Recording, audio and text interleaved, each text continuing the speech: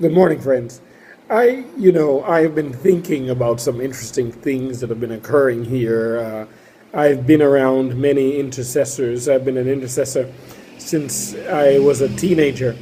And something that God had done with me over those years, I did not take or did not really take it seriously or appreciate it until recent times when I have encountered some interesting situations as I've been praying with other intercessors around the world.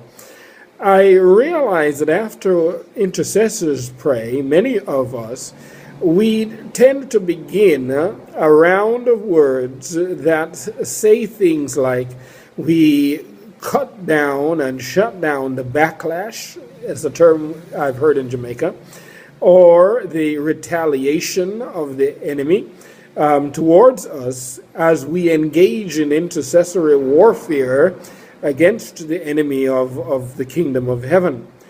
But I wonder if we truly realize that in intercession there is a blessing. Have we, after engaging in intercessory prayer and warfare, have we then appropriated the blessing of intercession? Let's stop focusing on the retaliation of the enemy.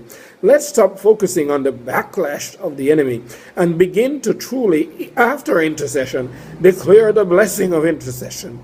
Declare the blessing of God's word coming back to us. Declare that God raises us on eagle's wings into an atmosphere that actually, like the eagle, shuts down the pesky birds from bugging us, because we have arrived and we have achieved a level of atmosphere in God that the enemy cannot attack, and the enemy cannot, no matter what his resolve might be, cannot affect us. God bless you, and I trust that my word touches your life today. Amen.